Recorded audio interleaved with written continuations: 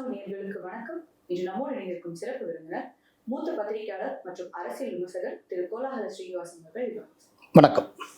நேற்று தேவர் ஜெயந்தியை முன்னிட்டு செங்கோட்டையன் அவர்கள், டிடிவி தினகரன், ஓபிஎஸ் அவர்கள் சேர்ந்து கொடுத்தாங்க ஒரு பிரஸ் மீட். அதன் பிறகு டிடிவி தினகரன் அவர்கள் இல்லாம சசிகலா அவர்களுடைய அந்த சந்திப்பு. அப்படியே செங்கோட்டை அவர்கள் சொல்லியிருந்தாங்க, இவங்களை சந்தித்ததற்காக என்னை கட்சியை விட்டு நீக்கினாலும் மகிழ்ச்சி தான் அப்படின்னு சொன்னாங்க. அதை தொடர்ந்து இன்னைக்கு கட்சியிலிருந்து அவர் நீக்கப்பட்டிருக்காரு அப்படின்றத பார்க்க முடியுது. ஸோ ஓபிஎஸ், இபிஎஸ் அப்படின்ற மாதிரி மறுபடியும் செங்கோட்டையன் அவர்களும் சேர்ந்து அந்த லிஸ்ட்ல வந்துட்டாங்க அப்படின்னு ஒரு ரிபலா மாறிட்டாரு செங்கோட்டையன். அவர் ஆல்ரெடி ரிபலா தான் தன்னை வெளிப்படுத்திட்டு, அதாவது செங்கோட்டையன் ஆல்ரெடி ரிபல் ஆயிட்டார். அவர் இவர்களை கட்சியிலிருந்து பிரிந்தவர்களை ஒன்று சேர்க்க போகிறேன் அப்படின்னாரு. அதுக்கப்புறம் ஏதோ அதுக்கு 10 நாள் அவகாசம்லாம் கட்சி தலைமைக்கு அவர் கெடு விதித்தார். அப்புறம் 10 நாளைக்கு மேலே ஆகி அப்புறம் நிறைய 10 நாட்கள் போயிடுச்சு. அப்புறம் அதை பற்றி பேசவே இல்லை, டோட்டல் சைலண்டாக இருந்தார். இடையில அவர் டெல்லிக்கு போனார். போன அமித்ஷாவை சந்தித்து, நிர்மலா சீதாராமனை சந்தித்துன்னு அவராக தனியாக சொல்லிக்கிட்டு இருந்தார். இங்கேருந்து போகிறப்பவே நான் கேதார்நாத் போகிறேன்னு சொல்லிட்டு போனவர் திடீர்னு டெல்லிக்கு போய் அவர்களை சந்தித்தேன்னு சொன்னார். போகிறப்பவுமே கேதார்நாத் போகிறேன்னு பொய் சொல்லிட்டு போனார். இப்போ டெல்லிக்கு போய் அவர்களை சந்தித்தேன் அப்படின்னு சொன்னார். அது எந்த அளவுக்கு உண்மைன்னு எல்லாருக்குமே டவுட்டு உண்டு. ஏன்னா அவர் தான் அமித்ஷாவின் நிர்மலா சீதாராமன் சந்தித்தேன்னு சொன்னாரே ஒழிய அந்த தலைவர்கள் யாருமே செங்கோட்டையனை நாங்கள் சந்திச்சோன்னு சொல்லவே இல்லை, இது வரைக்குமே சொல்லலை. அப்படிப்பட்ட ஒரு சூழ்நிலை. அதுக்கப்புறம் டெட்லைன் அது இதெல்லாம் விதிச்சாரு. கட்சி தலைமைக்கு யாராவது டெட்லைன் விதிக்க முடியுமா? அப்படி விதிச்சதுக்கு அப்புறம் அந்த கட்சி எப்படி சகித்து கொண்டு இருக்கும்? அப்படி இருந்தாலும் எடப்பாடி பழனிசாமி சகித்து கொண்டே இருந்தார். இப்போ கட்சியிலிருந்து வெளியேற்றப்பட்ட டிடிவி தினகரன், சசிகலா, ஓபிஎஸோட அவர் அசோசியேட் ஆகிறார். அப்படிங்கிறப்போ அதுக்கப்புறம் ஏடிஎம்கே அதை சகித்து கொண்டு இருக்காது. நேற்றுக்கே நம்ம யூகிச்சதுதான், அநேகமாக இவரை வெளியேற்றிடுவாங்க. நேற்றுக்கு மதுரை கப்பலூர்ல பிரஸ் மீட் பேசின எடப்பாடி பழனிசாமி அந்த டீமை அதாவது ஓபிஎஸ், டிடிவி தினகரன் இவர்களை எல்லாம் டிஎம்கேவின் பி டீம் அப்படின்னு சொன்னார். இப்போ டிஎம்கேவின் பி டீமோட இவர் அசோசியேட் ஆகியிருக்கிறப்போ இவர் எப்படி ஏடிஎம்கே டீமில் இருக்க முடியும்? அப்போ ஆட்டோமேட்டிக்காக அவர் நீக்கத்தான் செய்வாங்க. யாராக இருந்தாலுமே கட்சி விரோத நடவடிக்கையில் ஈடுபட்டா. ஏன்னா டிடிவி தினகரனை எடுத்துக்கிட்டிங்கன்னா கிட்டத்தட்ட அவர் வெளியேற்றப்பட்டதிலிருந்து எல்லா காலமுமே, எல்லா தேர்தலையும் 2017க்கு அப்புறம் எல்லா தேர்தலையும் ஏடிஎம்கேக்கு எதிராக தான் தன்னுடைய கேண்டிடேட்டை நிறுத்தி இருக்கிறார்.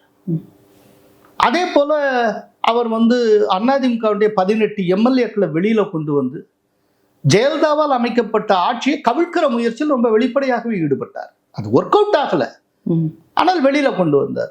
கவர்னரை சந்திக்கிறதுக்கு ஏற்பாடு செய்தார். அதுக்கப்புறம் அந்த 18 எம்எல்ஏக்களும் சபாநாயகர் தகுதி நீக்கம் செய்தார். அதுக்கு ஒரு பெரிய வரலாறு உண்டு.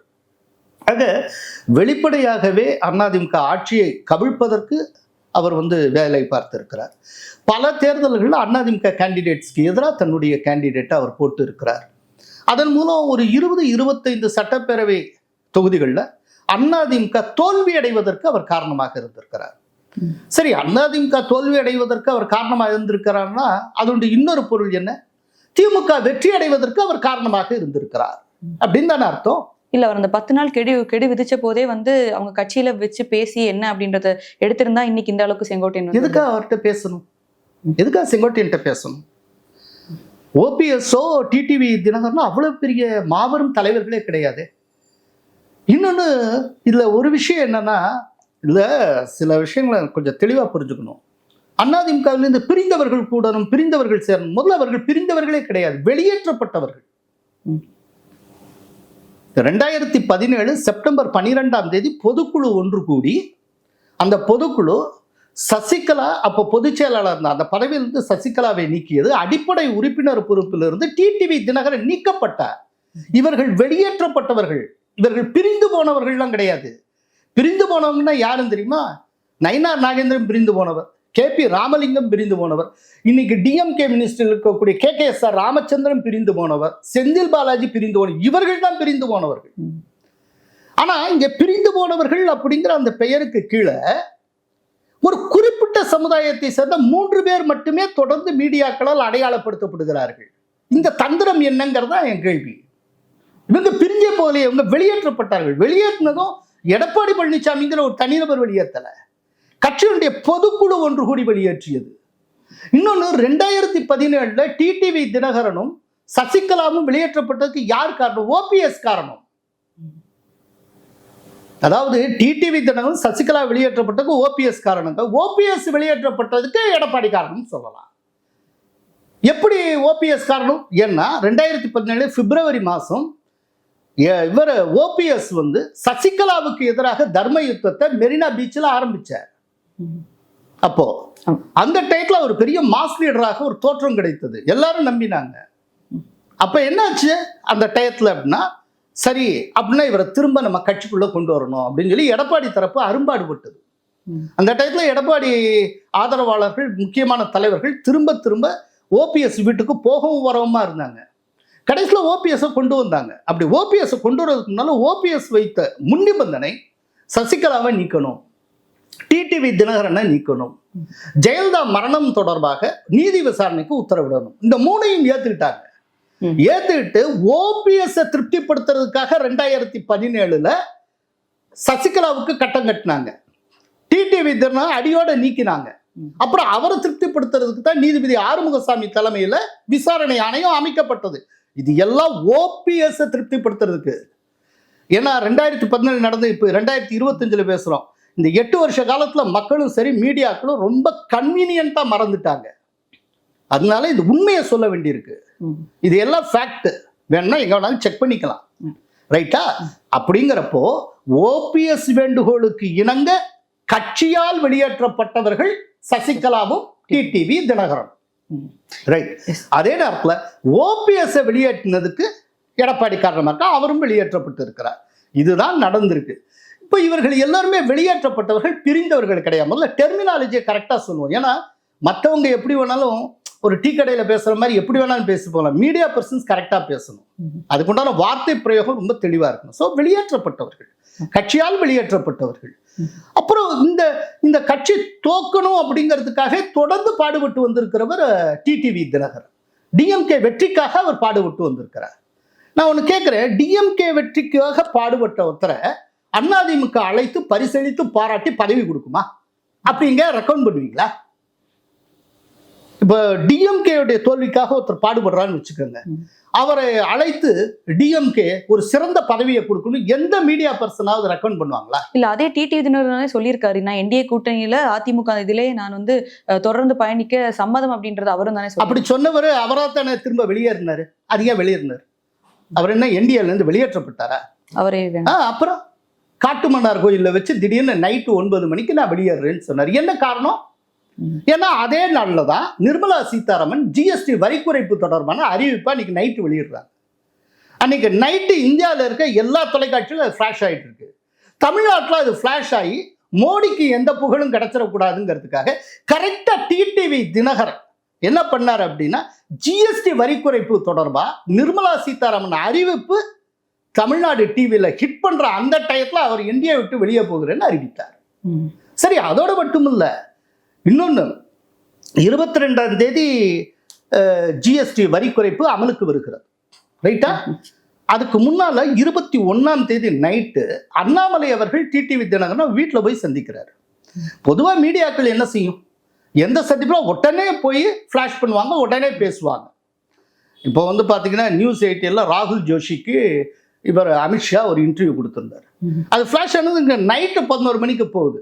11:30 என்னை தட்டி எழுப்பி ஒப்பீனியன் கேட்டாங்க. எல்லாம் நைட்டு சுறுசுறுப்பாக்காங்க. அதே மீடியா இந்த சந்திப்பை அப்படியே ஊறுகா போட்டு பத்திரமா வச்சிருந்து 22ஆம் தேதி ஜிஎஸ்டி அமலுக்கு வர்ற அன்னைக்கு பெரிய செய்தியா தமிழ்நாட்டில் ஃபோக்கஸ் பண்ணாங்க. டிடிவி தினகரன் ஒவ்வொன்றும் அவர் செஞ்சது ஒவ்வொன்றும் நிர்மலா சீதாராமன் குறி வச்சு ஜிஎஸ்டினால கிடைச்சிருக்க பெனிஃபிட்டை மக்களுக்கு தெரியாமல் மறைப்பதற்காக ஒவ்வொன்றும் செஞ்சார். ஏன் அந்த நாளை தேர்ந்தெடுத்தார்? நான் ஏடிஎம்கேட கூட்டணியில என்டிஏல இருக்கேன்னு சொல்லிட்டு இருந்தவர் என்டிஏ விட்டு போகிறேன்னு அவராத்தானே சொல்லிட்டு போனாரு. யாரா வெளியேற்றினாங்களா? அவர் வெளியில போட்டா அவர் தான் பொறுப்பேற்கணும். அவர் தாங்கிட்டு இருக்க முடியாது, யாரும் கெஞ்சிக்கிட்டு இருக்க மாட்டாங்க. இன்னொன்னு டிடிவி தினகரன் ஒன்றும் அவ்வளவு பெரிய ஃபோர்ஸ் இல்லை. ஸ்டாட்டிஸ்டிக்கலா உங்களுக்கு சொல்றேன், 18 எம்எல்ஏக்கள் நீக்கப்பட்ட பிறகு இந்த 18 தொகுதிகளுக்கான இடைத்தேர்தல் நடந்தது. அப்ப டிடிவி தினகரன் அந்த டைத்துல அவர் பெற்ற வாக்குகள் 8%. 2019 லோக்சபா எலெக்ஷன் அப்போ டிடிவி தினகரன் பெற்ற வாக்குகள் 5%. 2021 சட்டப்பேரவை தேர்தலில் அவர் பெற்ற வாக்குகள் அவர் 165 தொகுதிகளில் போட்டிட்டு 2.3% பெற்றார். 2024 லோக்சபா எலெக்ஷன்ல அவர் பெற்றது 0.9%. தொடர்ந்து சரிவு கண்டு கொண்டே இருக்கிறார். ரீசெண்ட் டேஸ்ல தொடர்ந்து பெரிய வளர்ச்சி இல்லைனாலும் தொடர்ந்து வளர்ந்து கொண்டு இருக்க சீமான் ஒருத்தர் தான். 1%, 1/2%, ஆனா கூடிட்டு தான் போறார். டிடிவி தினகரன் எங்க இருந்தோ மலையிலிருந்து மடுவுக்கு விழுந்து இருக்கிறார். இல்ல இப்போ ஏடிஎம்கேல இருந்து ஏதோ ஒரு கட்சி எடுத்தாலும் கட்சியில இருந்து ஒருவர் வெளியில போனா அது ரிஃப்ளெக்ட் ஆகாது. ஆனா 1, 2, 3 இப்ப 4 தலைவர்கள் வெளில போறாங்க. வெவ்வேறு காலகட்டத்துல வெளியேறி இருக்காங்க. ஆமா, அது வந்து இந்த ஓட் பெர்சன்டேஜ்ல வந்து ரிஃப்ளெக்ட் ஆகாது. சமுதாய அடிப்படையில அவங்களுக்கு ஓட்டே கிடையாதுங்கிறேன்னு. நீங்க 4-0 ஒன்னா கூட்டினாலும் 0 தானுங்க ரிசல்ட். செங்கோட்டையன் அப்படின்றவர் ஒரு சிட்டிங் எம்எல்ஏயா இருக்கிறவர் இல்லையா? அதனால என்ன சிட்டிங் எம்எல்ஏன்னா என்ன? அவர் ஒரு கொங்கு மண்டலத்துக்கு மாபெரும் தலைவர்லாம் ஒண்ணுமே கிடையாதுங்க. நான் ஒரு சேலஞ்சுக்காக ஒரு விஷயம் சொல்றேன். இப்போ அவர் நீக்கப்பட்டார்ல, அவர் வழக்கமா ஜெயிக்கிற கோபிச்செட்டிப்பாளையத்துல இந்த தடவை அவர் ஜெயிக்க போறது கிடையாது. ஜெயிக்க போறது இல்லைங்கிறது கூட நம்ம சொல்ல வேண்டாம். கோபிச்செட்டிப்பாளையத்துல அவர் ஏடிஎம்கே சார்பில் போட்டியிட போவதில்லை. ரைட்டா? ஏதோ ஒண்ணு தனியா நிற்பாரு. இல்லைன்னா வேற ஒரு ஜெயிக்கணும்னு ஆசைப்பட்டார்னா ஒரே ஒரு விஷயத்தை வேணா செய்யலாம். என்னன்னா டிஎம்கே சப்போர்ட் பண்ணி அவர் நிற்கலாம். அப்படின்னா ஜெயிக்கிறதுக்கு வாய்ப்பு உண்டு. வேற எந்த வழியில அவர் ஜெயிக்கிறதுக்கு வாய்ப்பு இல்ல. இப்ப கோபிச்செட்டிப்பாளையத்துல செங்கோட்டையன் அவர்கள் இல்லாமலும் அதிமுகவுக்கு அது ஒரு கஷ்டம் தானே. செங்கோட்டையன் இல்லாத கோபிச்செட்டிப்பாளையம் அப்படின்னு எடுத்துக்கிட்டார். அதுதான் நான் என்ன சொல்றேன்னா, ரிசல்ட் வரட்டும், பொறுத்து பார்ப்போம். நீங்க வந்து கொங்கு மண்டலத்தின் மாபெரும் தலைவர் செங்கோட்டையன் சொல்றீங்க இல்லையா? செங்கோட்டையன் எந்த அளவுக்கு ஸ்கோர் பண்றாரு, ஏடிஎம்கே என்ன ஸ்கோர் பண்ணுது, எல்லாத்தையும் பார்க்கத்தானே போறோம். இல்லைன்னா இப்போ இந்த எலெக்ஷன் வர வரைக்குமாவது ஏடிஎம்கே வந்து ஒரு பேக்கப்பா இருந்துட்டு எலெக்ஷனுக்கு அப்புறம் நம்ம பேசிக்கலாம் அப்படின்ற மாதிரியாவது தலைமை முடிவு எடுத்திருக்கலாம். நீங்க எடப்பாடிக்கு அட்வைசரா போயிருக்கலாம். அந்த மாதிரி அதாவது எந்த ஒரு விஷயத்தையும் சிக்கல் வர்றப்பவே களை எடுத்துடணும். இவர் வந்து நான் ஒன்று கேட்குறேன், நீங்க இப்படி சொல்றீங்க எலெக்ஷன் வரைக்கும் வெயிட் பண்ணி அப்படின்னு. அவர் ஏற்கனவே வேற விதமான பாதையில செங்கோட்டையன் போக தொடங்கி விட்டார். இதுக்கு முன்னால இவரை கொஞ்சம் வேற விதமா எடப்பாடிக்கு எதிராக பேசி கொண்டு இருந்தப்போ தொடர்ந்து சபாநாயகர் ரூம்லேயே தான் உட்காந்துருப்பார் நான் கேள்விப்பட்டிருக்கேன். அந்த அளவுக்கு அவங்களோட ரொம்ப அசோசியேட்டாவே ஆயிட்டு இருந்தார்.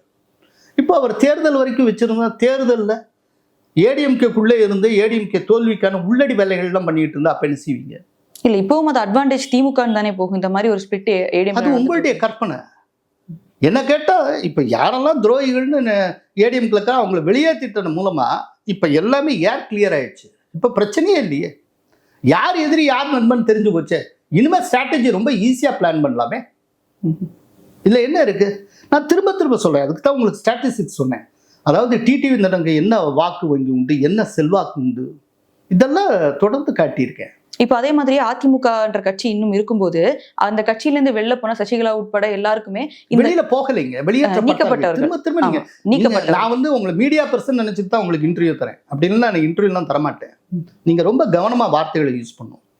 கட்சியினுடைய பொதுக்குழுவால வெளியேற்றப்பட்டார்கள். அவங்களோட கோவிச்சுக்கிட்டு திடீர்லாம் போயிடல, புரியுதா? அவங்க வெளியேற்றப்பட்டாங்க. கட்சியினுடைய பொதுக்குழு வெளியேற்றியது. 2000 சொச்சம் மெம்பர்ஸ் பொதுக்குழு உறுப்பினர் கூடி வெளியேற்றினார்கள், ஒரு மனதாக வெளியேற்றினார்கள். அதை மறந்துடக்கூடாது. அது ஓபிஎஸ்க்காக செய்தார்கள். இதெல்லாம் ஃபேக்ட். சொல்லுங்க. இப்ப நீக்கப்பட்டவர்கள் வெளியேற்றப்பட்ட இந்த 4 இருக்காங்களே, இவங்களுக்கு அதிமுகல இப்ப அடிப்படை உறுப்பினர் இருந்து மாவட்ட உறுப்பினர் தான் இருக்காங்க இல்லையா? யாருமே வந்து வெளியேற்றப்பட்ட யாருக்குமே சப்போர்ட்டர்ஸா யாருமே உள்ள இல்லைன்னு நினைக்கிறீங்களா கட்சிக்குள்ள? யாரு இருக்கான்னு எனக்கு சொல்லுங்க. இல்ல நான் கேட்கிறேன், யாருமே இல்ல அப்படின்னு. யாரு இருக்கான்னு சொல்லுங்க. சசிகலா வந்து இது பெங்களூர் சிறையிலேருந்து வெளியில் ரிலீஸ் ஆகிறாங்க. வெளியில் வந்து இங்கே வந்து சேர்ற வரைக்கும் அவரை வரவேற்க மொத்த தமிழகம் திரண்டு இருந்த மாதிரி ஒரு பில்டப்பை பண்ணாங்க. எப்போதுமே பில்டப் டெக்னாலஜியில் டிடிவி தினகரன் எக்ஸ்பர்ட்டு, நிறையா பண்ணார். கிட்டத்தட்ட பெங்களூர்லேருந்து இங்கே வந்து சேர்றதுக்கு 24 மணி நேரம் ஆக்குற மாதிரி காட்டினாங்க.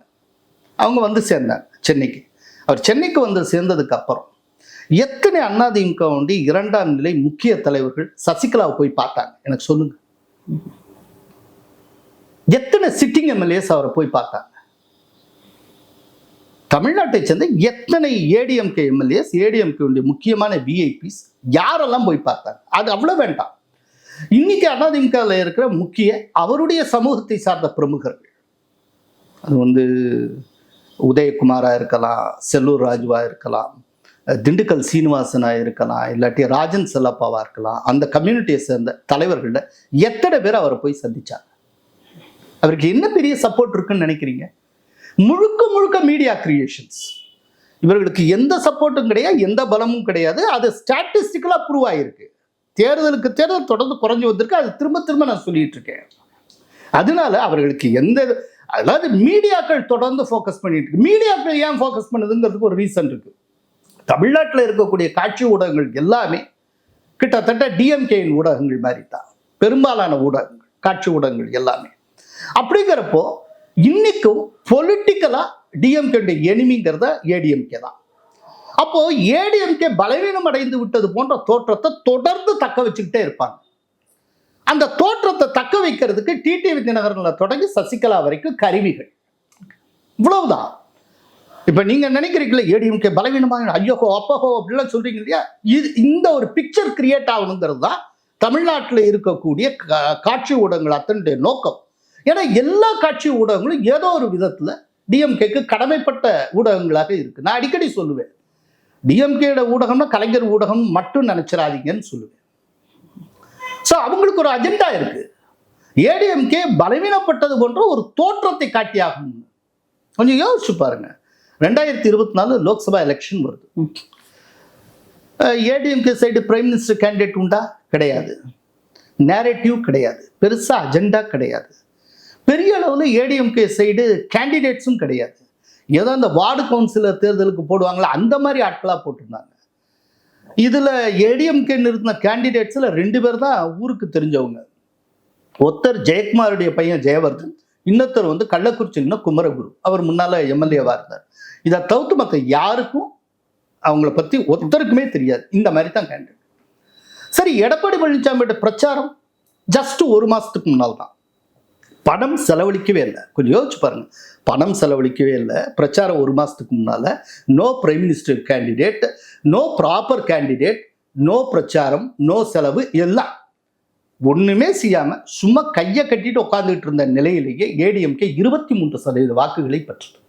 அதனால தயவு செய்து ஏடிஎம்கே அண்டர் எஸ்டிமேட் பண்ணாங்க. அது வந்து ஸ்லீப்பிங் லைன், மறந்துடாதீங்க. இது வந்து இங்கே இருக்கிற மீடியாக்களுக்கு மற்றவங்களுக்கு தெரியாது, அமித்ஷாவுக்கு தெரியும். அதனால தான் ஏடிஎம்கேயோட அவர் அலையன்ஸை சீல் பண்ணார். ஏப்ரல் 12 அலையன்ஸை சீல் பண்ணி அன்னைக்கு நடந்த ப்ரெஸ் மீட்ல இதே டிடிவி தினம் இன்னைக்கு நீங்க அவங்க தொடர்பாக என்னென்ன கேள்வி கேட்குறீங்களோ இந்த கேள்வியை முன் வச்சப்போ அது அதிமுகவின் உள் விவகாரம், அதில் நாங்கள் தலையிட மாட்டோம்னு அவர் சொன்னார். அவருக்கு அது புரிஞ்சிருந்து, ஏடிஎம்கே ஹைட் என்னன்னு அவருக்கு தெரியும். அதனால தான் அவர் வந்து சாணக்கியன்னு சொல்லிட்டு